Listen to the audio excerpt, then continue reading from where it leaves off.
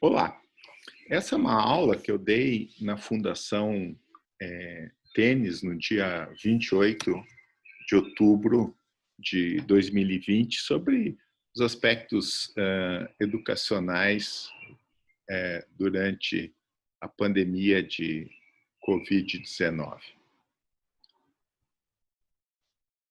Então, o título da aula é Ciência Cognitiva e Educação. O que aprendemos com a pandemia até agora, pelo menos até esse momento, né? A aula é dividida em 3 partes. Primeiro eu comento um pouquinho sobre o pandemônio viral, depois sobre a crise decisória desencadeada pelo pandemônio viral, e depois vou fazer uns comentários sobre a minha experiência, as minhas reflexões com a educação remota, tá? A pandemia do Covid-19 criou um verdadeiro pandemônio, né? Então, o coronavírus é uma ameaça real, né? E acaba tendo repercussões na vida de todo mundo, né? Essas repercussões elas são filtradas, né, por características contextuais, né, situacionais, estruturais, relacionadas com os limites do conhecimento científico, a polarização política, os interesses econômicos mais diversos e pessoais também, a falta de liderança e a pobreza, tá? O segundo filtro diz respeito às fake news, né, os boatos espalhados nas redes sociais e tal, e tudo isso acaba refletindo sobre nós e nos deixando atarantados, né, sem saber muito bem o que fazer ou procurando fazer uma limonada dos limões que a gente ganhou. A incerteza psicossocial na pandemia foi analisada de uma maneira brilhante por esses autores aí, Van Bavel e colaboradores, repercutindo, né, ou tendo origem em 4 questões diversas relacionadas à percepção de ameaça, à liderança, os conflitos individuais, a comunicação científica, o contexto social e os mecanismos de estresse e coping. Numa outra aula que está no canal do YouTube do Laboratório de Neuropsicologia do Desenvolvimento, eu discuti as origens psicossociais da incerteza no pandemônio viral, utilizando, né, esse artigo de Van Bavel e colaboradores, 2020, como pano de fundo para minhas reflexões. Então, o coronapapão, né, é uma ameaça, né, e frente a uma ameaça, né, as pessoas podem reagir de 2 maneiras: o coping focado na emoção, né, ou o coping focado no problema. O coping focado na emoção significa mudar os envolvimentos, né? Já que eu não posso trabalhar presencialmente, não posso dar aula presencial, vou dar aula remota. O coping focado no problema, eu vou procurar uma solução ativa, vou procurar descobrir quais são as causas e procurar resolver esse problema de maneira instrumental e não apenas de maneira paliativa, tá? Isso leva a uma crise decisória. Essa crise decisória ela tem vários motivos, reflete os conflitos internos, né, da sociedade, os limites do conhecimento. Então, quando esse pandemônio começou, havia 2 propostas, né? A quarentena vertical, na qual algumas pessoas seriam afetadas, né? E a quarentena horizontal, na qual a economia seria necessariamente afetada, tá? Tentando salvar o maior número possível de pessoas. A tendência no mundo inteiro, né, foi fazer, com algumas raríssimas exceções, né, ou fazer, ou pelo menos tentar fazer uma quarentena horizontal, que nem sempre foi possível. Aqui no Brasil, acredito que só 50% das pessoas realmente fizeram quarentena. Uma decisão é um problema cognitivo diferente da resolução de problemas, porque envolve sempre um grau de incerteza. Tá? Esse aqui é um teste de inteligência famosíssimo, né? O teste das matrizes progressivas de Raven. A gente não precisa entrar em detalhes no teste, é só para ilustrar. As características do problema é de que ele é fechado. Ele tem uma única resposta, a resposta correta ou a resposta errada. Ele tem um contexto definido, ou seja, todos os elementos necessários para a resolução do problema estão contidos no enunciado. Tá? E a gente não precisa buscar mais informação. Analisando o enunciado, a gente consegue todas as informações necessárias para a sua resolução. A única coisa que é necessária para chegar na resolução correta é o raciocínio, é o uso da lógica. Tá? Isso, em neurociência, muitas vezes é chamado de cognição fria, porque não é emocionalmente tão carregado, ou pelo menos a gente acha que quanto menos interferência emocional houver, claro, um certo grau de motivação é importante. Sempre problema para resolver desperta uma certa ansiedade, mas a gente tem que lidar com isso aí. Né? O processo de tomada de decisão é distinto. Né? Um exemplo que eu gosto muito é esse problema com que roupa que eu vou. Quer dizer, eu me acordo de manhã cedo, uma das primeiras decisões que eu tenho que tomar no meu dia, a menos que eu vá ficar de pijama em casa, trabalhando no home office, eu tenho que botar alguma roupa. Não existe uma solução correta ou uma solução errada para roupa. Você pode botar uma roupa de mau gosto, de bom gosto, que combina, que não combina, alegre ou triste. Você pode se agasalhar demais, se agasalhar de menos. Tudo isso depende de um valor subjetivo que você atribui ao desfecho da sua decisão entre um curso de ação e outro curso de ação. Então, no processo de tomada de decisão, as informações necessárias para resolução ótima, elas não são fornecidas. Na maior parte das vezes, a gente tem que sair buscando essa informação. Então, a tomada de decisão é um contexto aberto que precisa ser definido. Não existe uma resposta correta. Existem respostas melhores ou piores, dependendo das consequências hedônicas, né? O que os economistas chamam de uma função de valor. Esse valor é dinâmico, quer dizer, o que eu valorizo num determinado momento, eu posso me arrepender e valorizar em outro momento. Né? Isso muda em função do tempo, em função das minhas circunstâncias, do contexto e assim por diante. E o juízo, né, quanto à decisão, vamos dizer assim, a otimalidade da decisão, ele sempre vai ser feito em função da relevância social ou da relevância pessoal. Então, tem um grau de subjetividade bastante grande. Então, frente a uma ameaça como o coronavírus, né, a gente tem que usar elementos, né, usar estratégias cognitivas, tanto de resolução de problemas de cognição fria, quanto de tomada de decisão de cognição quente. Na cognição quente, a emoção, ela não só ela pode atrapalhar, mas na maioria das vezes ela ajuda e na maioria das vezes a gente não consegue tomar uma decisão se a gente não tem condições de prever como é que as outras pessoas vão se sentir ou como é que eu vou me sentir em função da decisão que eu tomar. Quais são as consequências hedônicas, né? Isso leva a uma série de dilemas morais que são muito parecidos aí com o famoso dilema do bonde, né? Que a pessoa tem a opção de desviar o trem e matar uma pessoa para salvar 5, ou a pessoa tem a opção, né, de derrubar um gordão do viaduto para salvar 5 pessoas. Essa a decisão, né, deontológica, né, você não pode fazer isso. Então, nesse caso, você não poderia fazer nada, e nesse aqui também não, porque matar as outras pessoas é errado. A decisão utilitarista é mais fácil, né?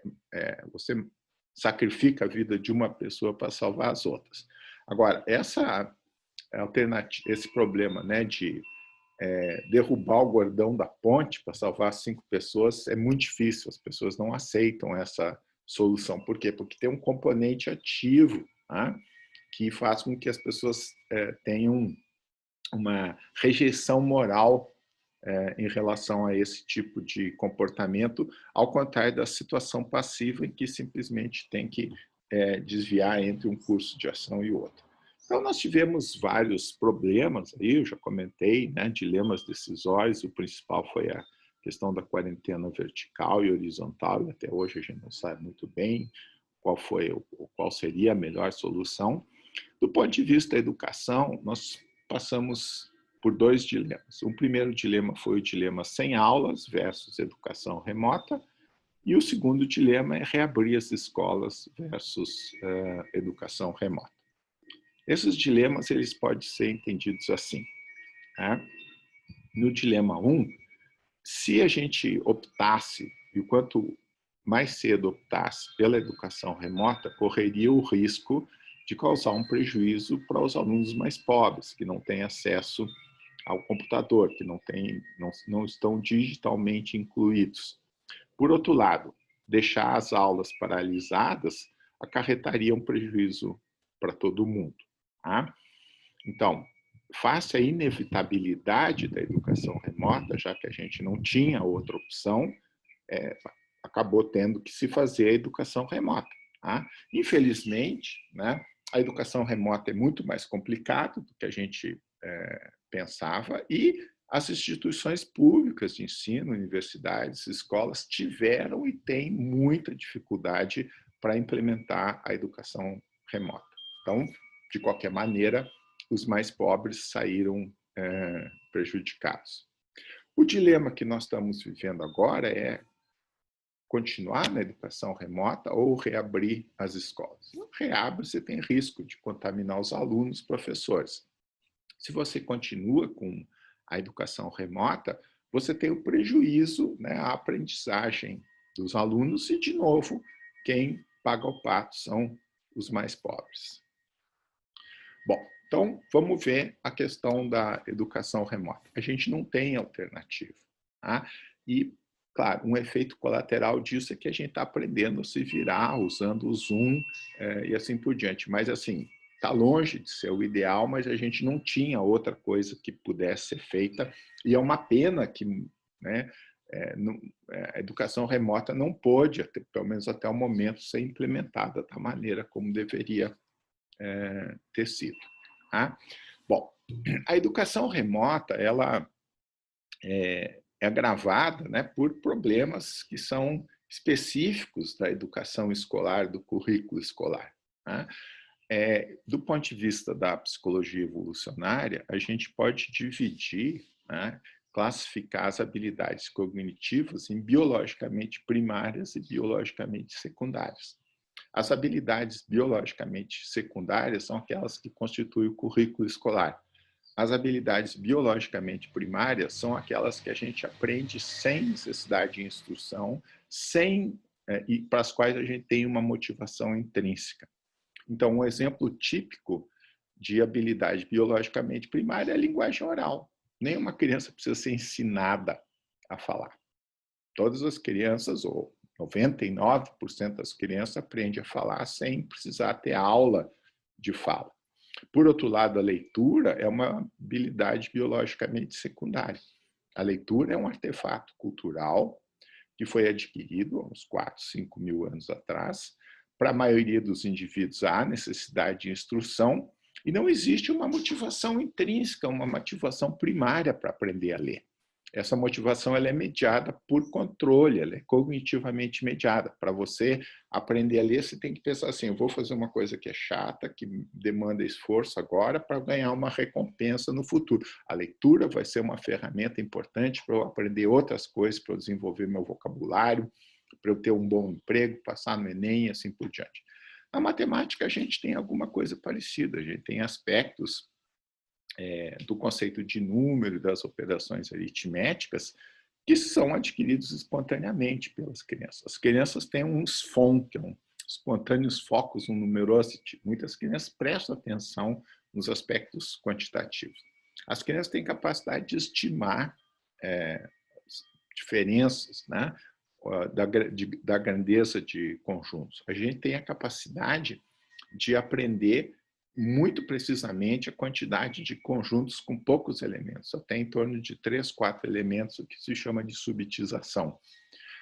As crianças de 4 anos de idade já começam a resolver espontaneamente problemas simples, né?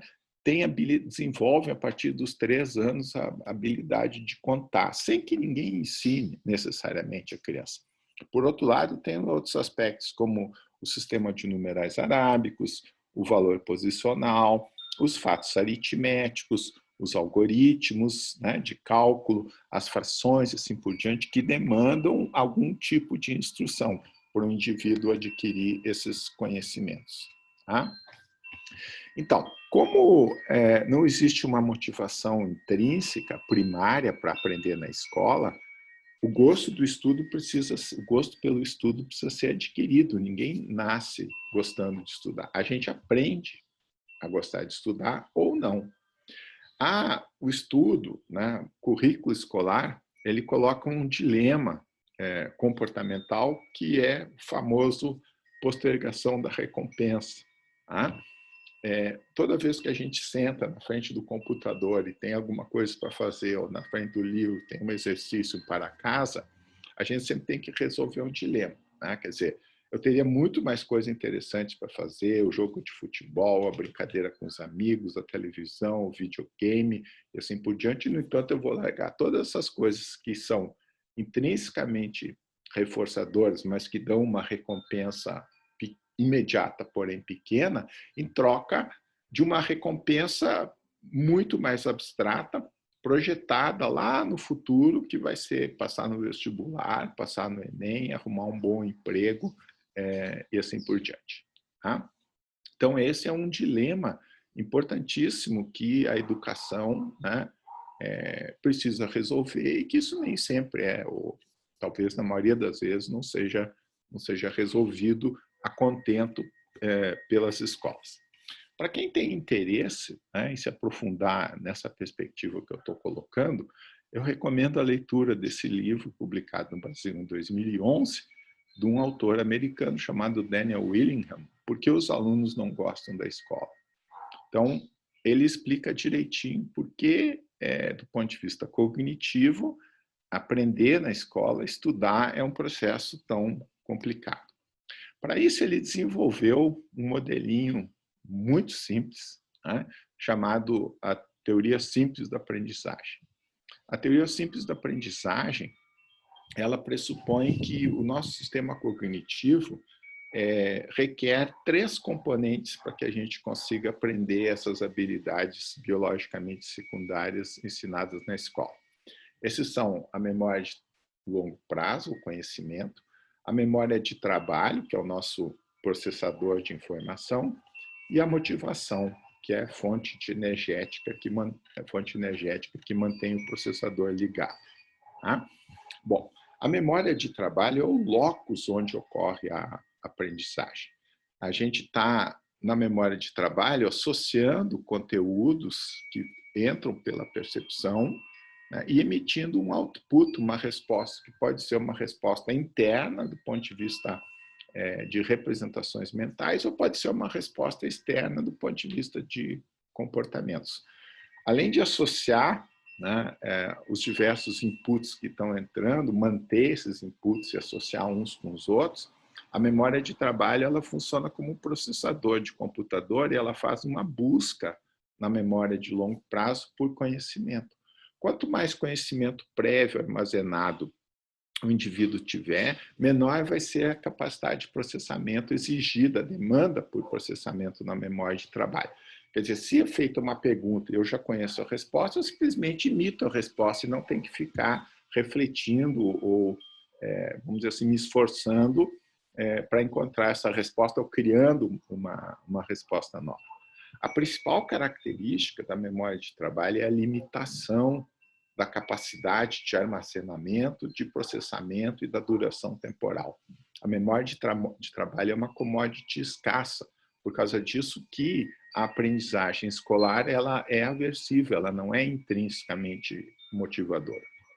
Do ponto de vista da capacidade de armazenamento, A maioria das pessoas consegue armazenar até 5, 7 itens de informação simultaneamente. A capacidade de processamento é muito menor. A gente consegue processar simultaneamente até 3 ou, eventualmente, algumas pessoas, 4 itens. A memória de trabalho ela é limitada no tempo também, ela dura apenas alguns segundos. Depois de um certo tempo, de alguns segundos, esses conteúdos se esvaem e eles precisam ser ou renovados ou substituídos por outro. Isso faz com que o processamento na memória de trabalho, leia-se, pensamento, raciocínio, tá, seja intrinsecamente aversivo. A gente não gosta de pensar, a gente gosta dos resultados do pensamento porque nós humanos somos preguiçosos. Para isso, a necessidade de uma fonte de energia que mantenha a memória de trabalho ligada. Tá? Isso se chama motivação. A motivação vem do resultado. Claro, tem outros aspectos, questões de personalidade, habilidade cognitiva e assim por diante. Mas um aspecto motivacional crucial que pode ser modificado na escola é o resultado. Se a gente tenta resolver uma tarefa e tem um bom resultado, a gente adquire gosto por resolver aquela tarefa. Se a gente tenta resolver uma tarefa e não tem um bom resultado, a gente acaba adquirindo ou preservando, né, uma aversão em relação àquela tarefa. Tá? Então, a educação remota, né, ela, vamos dizer assim, sobrecarrega mais ainda a memória de trabalho, porque ela exige um nível maior de atividade por parte do aluno. Né? Então, um esquema de educação remota, você vai ter lá uma percentagem, uma hora de aula síncrona e 3, 4 horas de atividade do aluno. Né?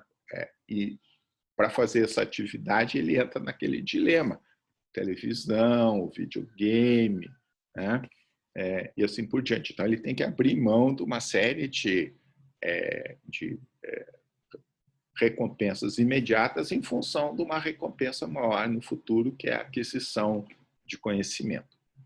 Um modelo que tem sido muito utilizado para a gente entender a aprendizagem das habilidades que se aprende na escola é chamado de prática deliberada, que é um modelo de aquisição da perícia. Esse modelo vem, né, principalmente do coaching, né, dos esportes, da música, né? Quer dizer, para que você vire um bom atleta, ou que você vire um bom músico, você precisa horas e horas e horas e anos de esforço até chegar a algum resultado. Então, aqui eu vou apresentar, vamos dizer assim, os 7 mandamentos da prática deliberada que leva à aquisição de perícia. O primeiro deles, a gente tem que ter um relacionamento significativo com o perito. Então, tem que ter uma relação entre o professor e o aluno, tem que ter uma relação entre o treinador e o atleta, o treinador e a equipe. O desafio precisa ser moderado. O indivíduo tem que perceber o desafio como estando ao seu alcance com um pequeno esforço. Se o desafio é muito grande, a gente não se engaja na tarefa. Da mesma forma, se o desafio é muito pequeno, a gente não se engaja também. A prática deliberada, ela depende de ter objetivos específicos, bem personalizados, de você, vamos dizer assim, operacionalizar direitinho o currículo. Quais são as habilidades, quais são os fatos, quais são os conteúdos que precisam ser aprendidos. A prática deliberada, ela exige atividade por parte do aluno, ela não é uma coisa passiva, ela exige engajamento, exige atenção plena, esforço e capacidade de autorregulação, de lidar com as frustrações, né? Lidar com as reações emocionais negativas, se manter motivado, regular a sua motivação por essas metas projetadas no futuro. Eu vou ganhar o campeonato, eu vou ser um atleta famoso e assim por diante. A prática deliberada exige feedback. Então, o treinador, o professor tem que indicar para o aluno o que ele fez, o que está certo, o que não está certo, como é que ele poderia ter feito, correções de rumo, vamos mudar isso, vamos mudar aquilo. E a prática deliberada envolve a aquisição de novas representações mentais, ou seja, de conhecimento. Essas representações mentais, elas podem ser habilidades conceituais, factuais, ou pode ser habilidades procedimentais, como no caso de uma prática esportiva ou uma prática musical. O conhecimento ele tem que ser cumulativo para que a perícia se desenvolva. Tá? Então, aqui a gente já vê um problema grande, né, com a educação remota, que é a experiência que a gente tem tido, porque a educação remota limita, né, esses aspectos da aprendizagem que dependem da interação pessoal, como, por exemplo, a imitação. Então, é um pouco frustrante você ficar dando aula e não ver a cara dos alunos. Né? E os alunos, né, muitas vezes, têm um certo receio de se manifestarem nas aulas, ou muitas vezes os alunos simplesmente ligam o computador e fazem de conta que estão assistindo, mas vão fazer outra coisa. Então, a educação remota exige um papel mais ativo do aluno, tá? Exige uma responsabilidade, um engajamento, um comprometimento. Né? Obviamente, né, esses aspectos, né, do relacionamento a gente sente muita falta deles, né, porque é assim que a nossa espécie desenvolveu a sua pedagogia ancestral. Mas eles também não são garantia de sucesso. Né? Então, a educação presencial também tem suas limitações. E o exemplo mais impressionante que eu vejo disso é o exemplo do Sêneca, né, e do Nero. Então, o Sêneca foi o professor do Nero e eles tinham um relacionamento pessoal, né? O Sêneca era uma figura de referência para o Nero, mas aparentemente isso não ajudou muito no desfecho final. Então, a educação presencial, o relacionamento interpessoal propiciado pela educação presencial, ele é um ingrediente importante, sim, apesar de não ser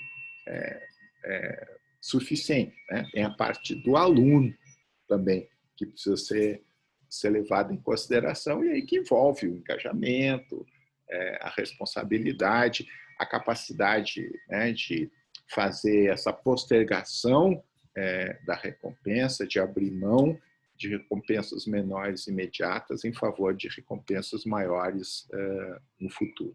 Tá?